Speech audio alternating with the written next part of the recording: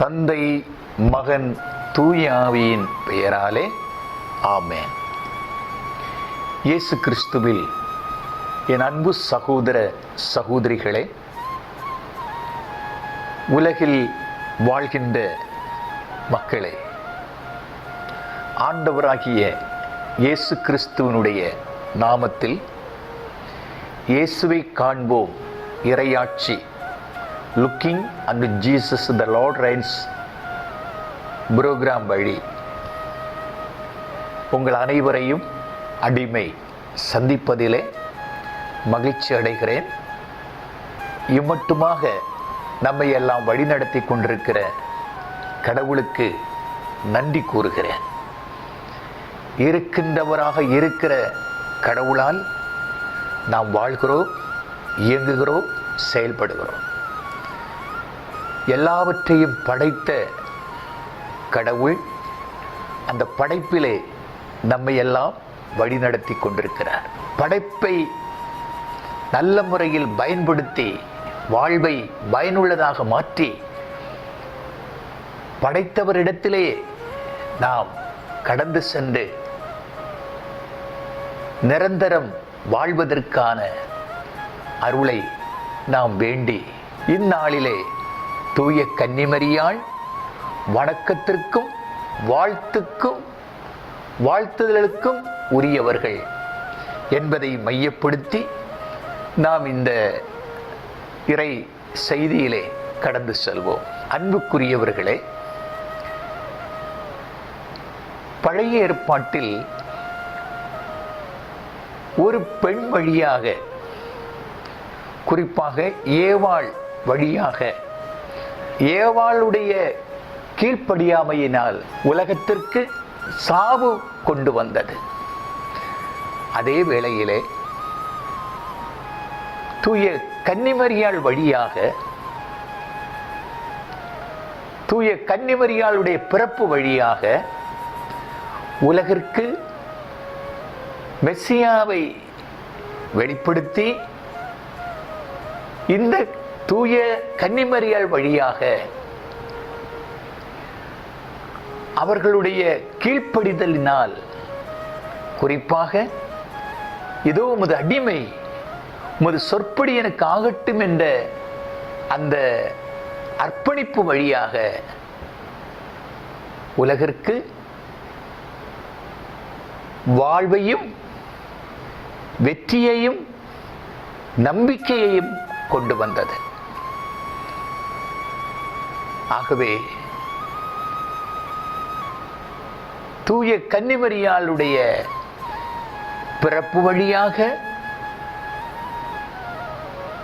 சாவை மாற்றி வாழ்விற்கு கொண்டு வந்த ஒரு நிலையை இந்நாளிலே நாம் சிந்திக்க, தியானிக்க, உணர, அறிய கடமைப்பட்டிருக்கிறோம். பிரியமானவர்களே, இரண்டாவதாக தூய கன்னிமரியாள் விண்ணக அரசியாக முடிசூடப்பட்டவர்கள். நாம் திருவெளிப்பாடு 12ஆம் அதிகாரத்தை படிக்கும் பொழுது அதில் சொல்லப்படுகிறது, கதிரவனை ஆடையாக அணிந்திருந்தாள், 12 விண்மீன்களை தலைமீது சூடியிருந்தார் என்று சொல்லப்படுகிறது. ஆகவே இந்த இறைவார்த்தை எதை நமக்கு மையப்படுத்துகிறது என்றால், கதிரவனை ஆடையாக அணிந்திருந்த பெண் கதிரவன், நிலா, விண்மீன்கள் ஆகியவை மாட்சிமையின் அடையாளங்கள் என்பதை நமக்கு சுட்டி காண்பிக்கிறது. அத்தோடு தீமை பாவத்தின் பிடியில் சிக்குண்டு தவிக்கும் உலகை மீட்க கடவுள் தம் மகனையே மெசியாவாக அனுப்ப திருவுளம் கொண்டார். அந்த மெசியா இந்த உலகில் உதிக்க கடவுள் ஒரு குலத்தை தேர்ந்து கொண்டார். கடவுளால் தேர்ந்தெடுக்கப்பட்ட மெசியாவுக்காக காத்திருந்த இஸ்ரவேல் தான் அடிப்படையில் அப்பெண். 12 விண்மீன்கள், அது 12 குலங்களை குறிக்கிறது. அத்தோடு இயேசு என்ற மெசியாவை உடலால் பெற்றெடுத்த அன்னை மரியாவையும் புதிய இஸ்ரவேல் என திருச்சபையும் அப்பெண் குறித்து நிற்கிறாள். அன்புக்குரியவர்களே, ஆகவே இந்த ஒரு சிந்தனையும் அறிவையும் தெளிவையும் நாம் அறிய கடமைப்பட்டிருக்கின்றோம். மூன்றாவதாக, நாம் தூய கன்னிமரியாள் வணக்கத்திற்கும் வாழ்த்துக்கும் உரியவர்கள் என்பதை உணர்கின்ற ஒரு தருணத்தில், தாய் மரியாள் ஆண்டவரின் தாய். இது அநேகருக்கு ஒரு குழப்பமாக இருக்கிறது. ஆண்டவரின் தாய் என்று ஏற்றுக்கொள்வதற்கு மனது இன்னும் ஒரு குழப்பத்தின் மத்தியிலே தெளிவில்லாத நிலையில் இருக்கிற உலகிலே அநேக மக்கள் உண்டு. இதை பற்றி நாம் பைபிளிலே நாம் தியானிக்கும் பொழுது, லூக்கா எழுதிய நற்செய்தி 1ஆம் அதிகாரத்தில் புனித கன்னிமரியாள் 90 மைல் நடந்து சென்று எலிசபெத்தை சந்திக்கிற வேளையில், எலிசபெத் கன்னிமரியாளை பார்த்து இப்படி சொல்லுகிறார்கள். 1:43, லூக்கா 1:43, என் ஆண்டவரின் தாய் என்னிடம் வர நான் யார்?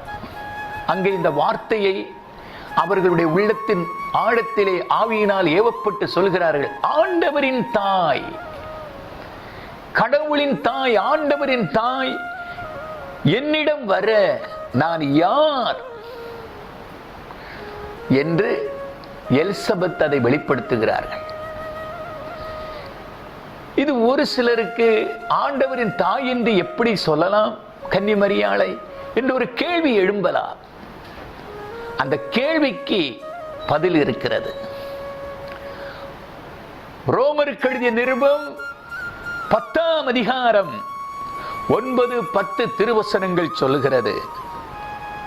இயேசு ஆண்டவர் என வாயார அறிக்கையிட்டு, கவனித்துக் கொள்ளுங்கள், இயேசு ஆண்டவர் என வாயார அறிக்கையிட்டு இறந்த அவரை கடவுள் உயிர்த்தெழச் செய்தார் என நீங்கள் உள்ளூர நம்பினால் மீட்பு பெறுவீர்கள். இங்கே நாம் அறிய வேண்டியது, இயேசு யார் என்றால் இயேசு ஆண்டவர். இயேசு ஆண்டவர் என, இயேசு ஆண்டவர் என வாயினால் அறிக்கையிட்டு இறந்த அவரை கடவுள் உயிர்த்தெழச் செய்தார் என நீங்கள் உள்ளூர நம்பினால் மீட்பு பெறுவீர்கள் என்று சொல்லப்படுகிறது. அப்போ இயேசு யார் என்றால் இயேசு ஆண்டவர். இயேசு ஆண்டவர். இயேசு ஆண்டவராக இருப்பதினால் எலிசபெத் சொன்னார்கள், ஆண்டவரின் தாய், ஆண்டவரின் தாய். இதற்கு தூய பவுல் மீண்டும் விளக்கம் கொடுக்கிறார். 1 தீமோத்தேயு 6ஆம் அதிகாரம் 3 முதல் 15 முடியுள்ள வசனங்களை படித்து பாருங்கள். அனைத்துக்கும் வாழ்வளிக்கும் கடவுளின் முன்னிலையிலும் போந்து பிலாத்துவின் முன் விசுவாசத்தை சிறப்பாக அறிக்கையிட்ட இயேசு கிறிஸ்துவின் முன்னிலையிலும்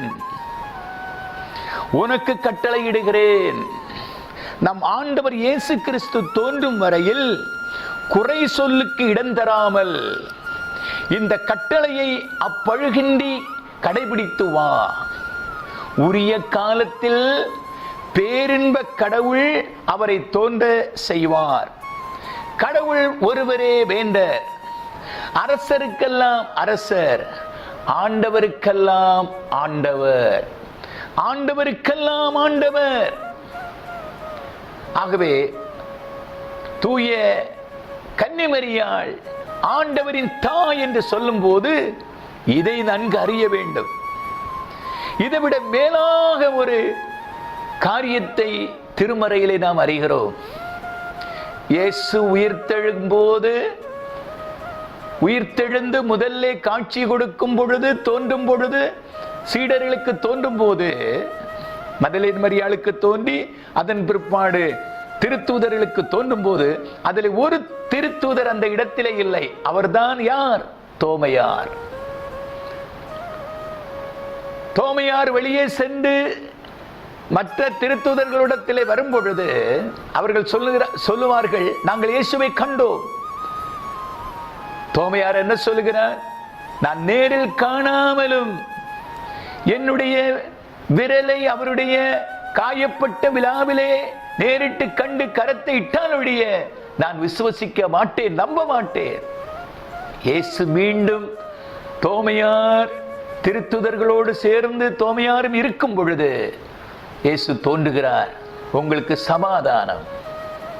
தோமையாரை கூப்பிட்டு சொல்கிறார், உன்னுடைய விரலை என்னுடைய விழாவில் வைத்து உயிர்த்த இயேசு யார் என்பதை நீ அறிவாய்.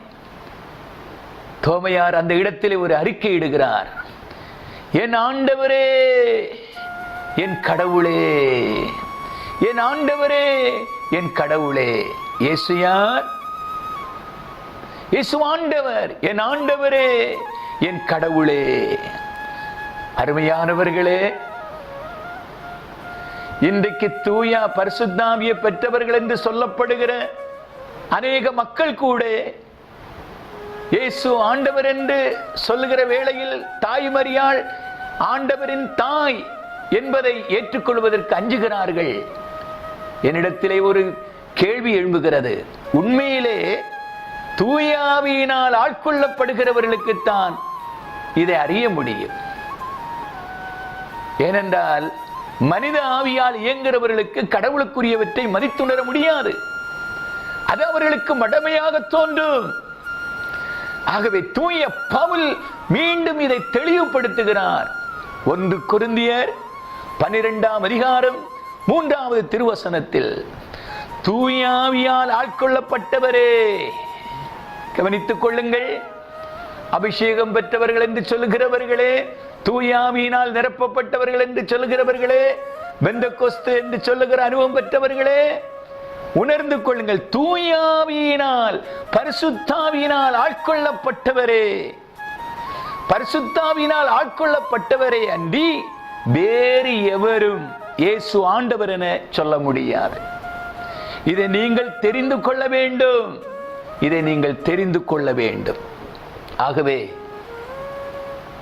தாய் மரியாள் ஆண்டவரின் தாய், இயேசுவின் தாய், ஆண்டவரின் தாய். இயேசு ஆண்டவர், ஆண்டவரின் தாய்.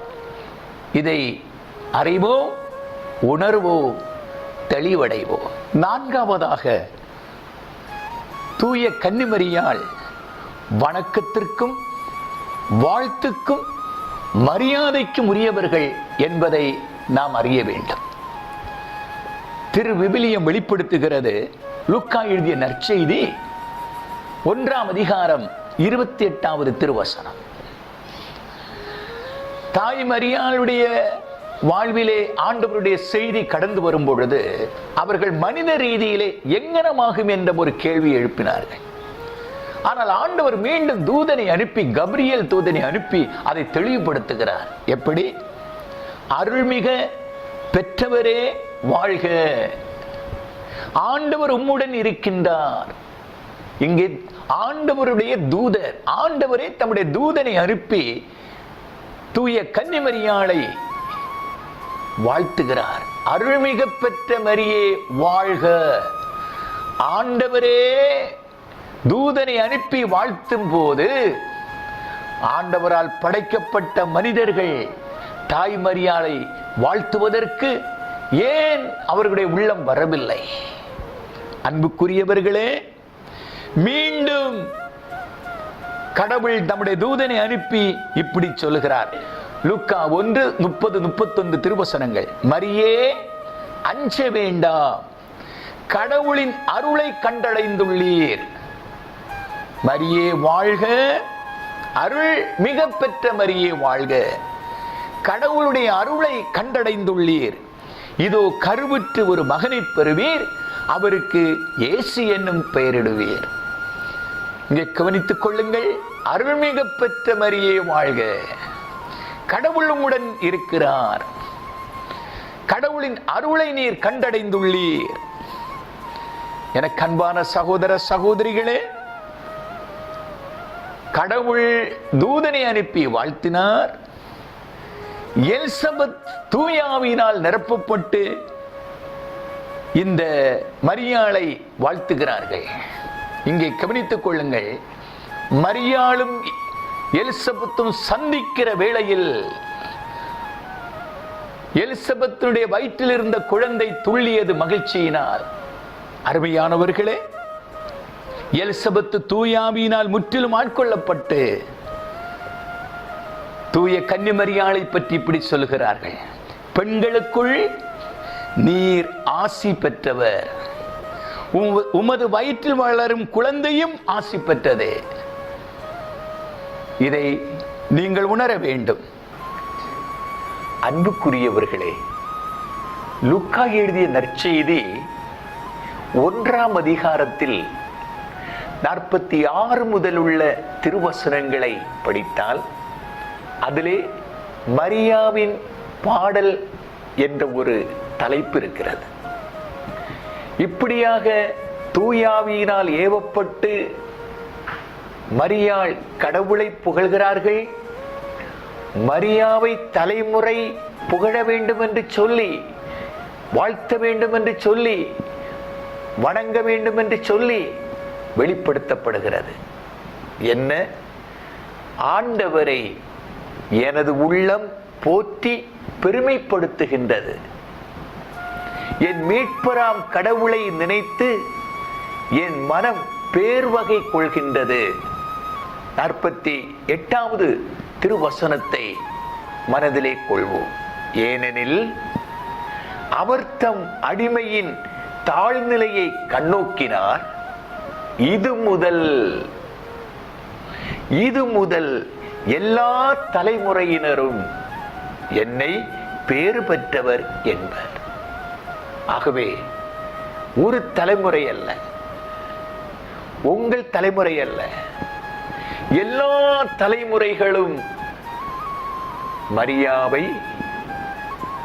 தூய கன்னி மரியாளை, இயேசுவின் தாய், ஆண்டவரின் தாய் மரியாளை எல்லா தலைமுறையினரும் பேறு பெற்றவர் என்பர்.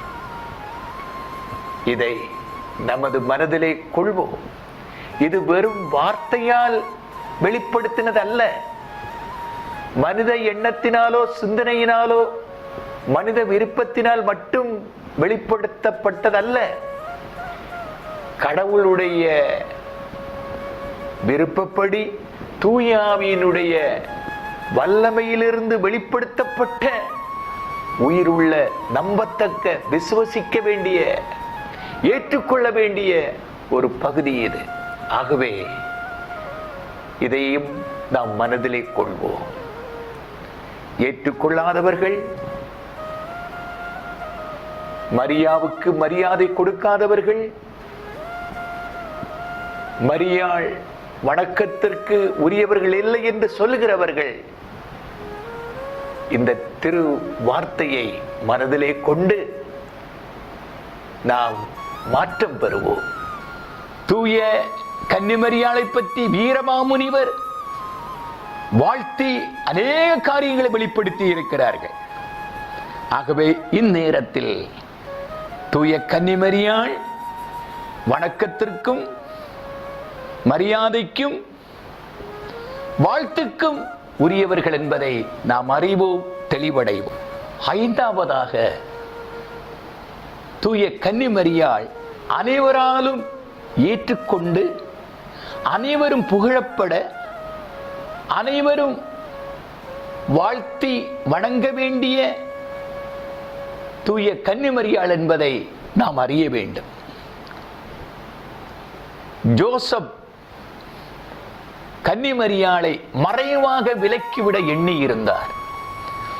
ஆனால் அவர் சிந்திக்கும் பொழுது ஆண்டவர் பேசினார். மரியாளை ஏற்றுக்கொள்ள அஞ்ச வேண்டாம், அவள் கருவுற்றிருப்பது தூய ஆவியினால். உடனே ஜோசப் ஏற்றுக்கொண்டார். புனித கன்னிமரியாளை ஏற்றுக்கொள்ளாதவர்கள் சிந்தியுங்கள். மனிதர்கள் சொல்வதை விட ஆண்டவர் சொல்வதை ஜோசப் கேட்டு ஏற்றுக்கொண்டது போல ஏற்றுக்கொள்வது நல்லது. ஆகவே எல்லாராலும் ஏற்றுக்கொள்ளப்பட வேண்டிய ஒரு மாபெரும் பொக்கிஷம் புனித கன்னிமரியாள். யோவான் எழுதிய நற்செய்தி 19ஆம் அதிகாரத்தில் 26 முதல் 27 முடிவுள்ள வசனங்களை படித்து பாருங்கள். இயேசுவின் பாடுகளின் உச்சக்கட்டத்தில் அவர் உயிர்த்து பிதாவினிடத்திலே செல்வதற்கு முன் தன்னுடைய தாயை பார்த்து இப்படி சொல்கிறார், அம்மா இதோ உம் மகன். தம்முடைய சீடர் யோவானை பார்த்து இப்படி சொல்லுகிறார், இதோ உம் தாய். அந்நேரத்திலே அவர்கள் தாயை ஏற்றுக்கொண்டார்கள், கன்னிமரியாளை ஏற்றுக்கொண்டார்கள். அன்புக்குரியவர்களே, இயேசு பெத்லெகேமில் பிறக்கும் பொழுது ஞானிகள் அவருடைய பிறப்பை அறிந்து வணங்குவதற்கு, ஆராதிப்பதற்கு ஞானிகள் கடந்து செல்கிறார்கள். பெத்லெகேமில் ஞானிகள் போகும்போது, இயேசு பிறந்திருந்த இடத்திலே போகும் பொழுது, மத்தேயு எழுதிய நற்செய்தி 2ஆம் அதிகாரம் 11வது திருவசனத்தை படித்து பார்ப்போம். இப்படி சொல்லப்படுகிறது, பெத்லெகேமுக்கு போய் குழந்தையை அதன் தாய் மரியா வைத்திருப்பதை கண்டார்கள். குழந்தை இயேசுவை அதன் தாய் வைத்திருப்பதை கண்டார்கள். நெடுஞ்சான் கிடையாய் விழுந்து குழந்தையை வணங்கினார்கள். அன்புக்குரியவர்களே, குழந்தையை வைத்திருந்தது தாய் மரியாள். ஆகவே இயேசுவை நெடுஞ்சான் கிடையாய் விழுந்து வணங்கும் பொழுது அந்த வணக்கத்திலே தாய்மரியாளும் இருந்திருக்கிறார்கள். இதை நாம் சிந்திக்க கடமைப்பட்டிருக்கின்றோம்.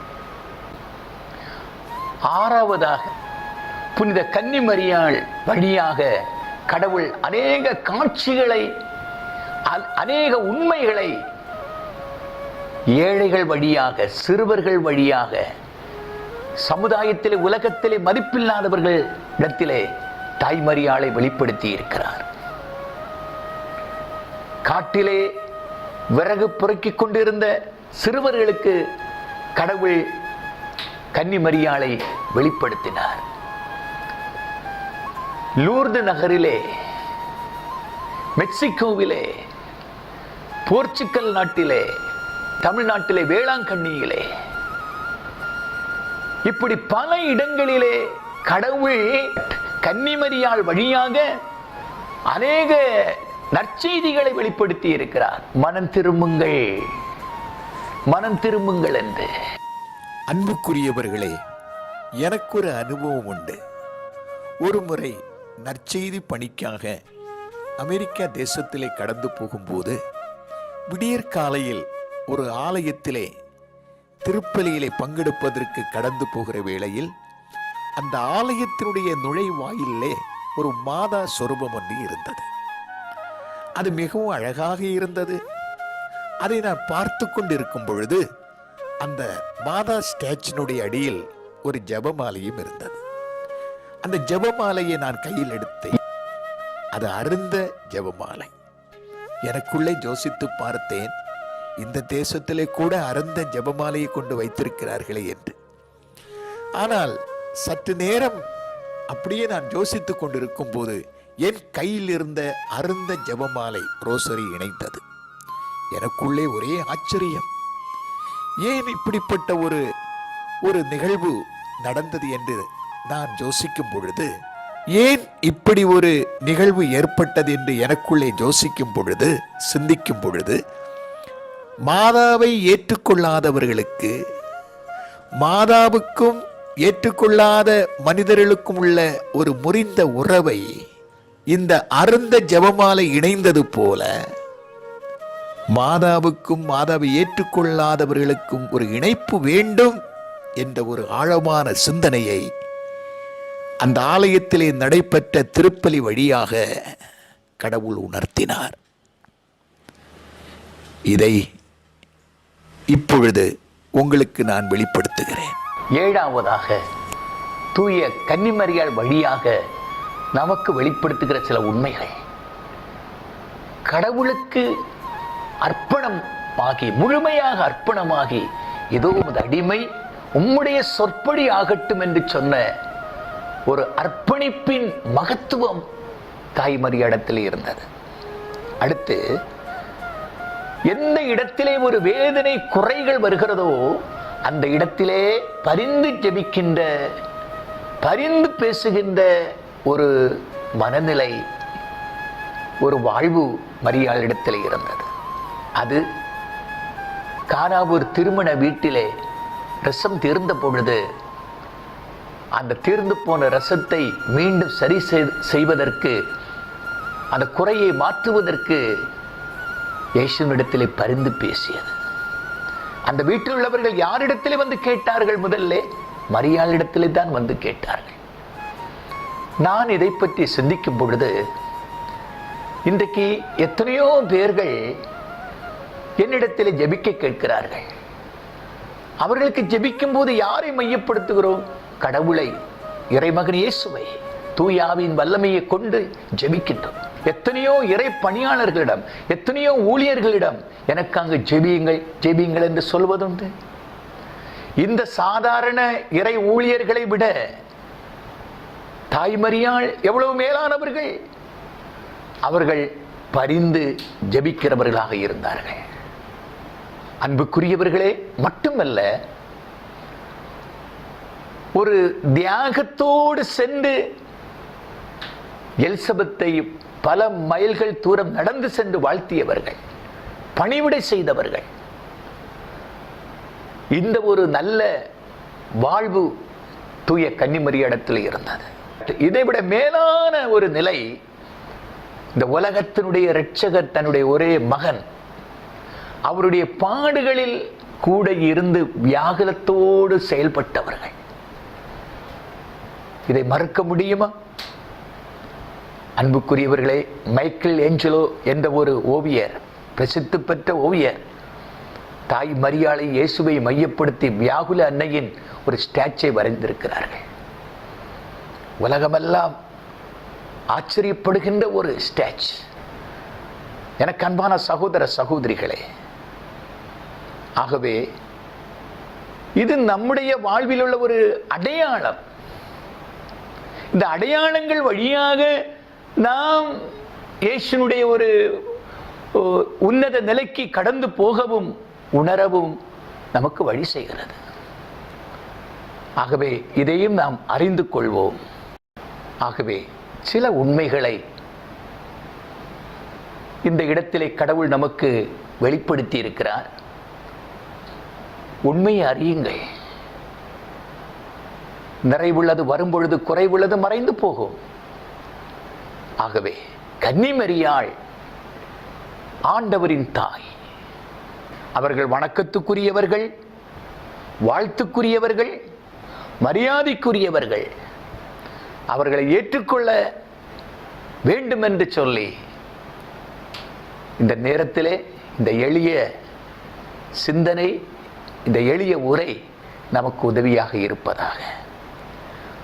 அருள்மிக பெற்ற மரியே வாழ்க, ஆண்டவர் உம்முடனே, பெண்களுக்குள் ஆசி பெற்றவள் நீரே, உம்முடைய திரு வயிற்றின் கனியாகிய இயேசுவும் ஆசி பெற்றதே.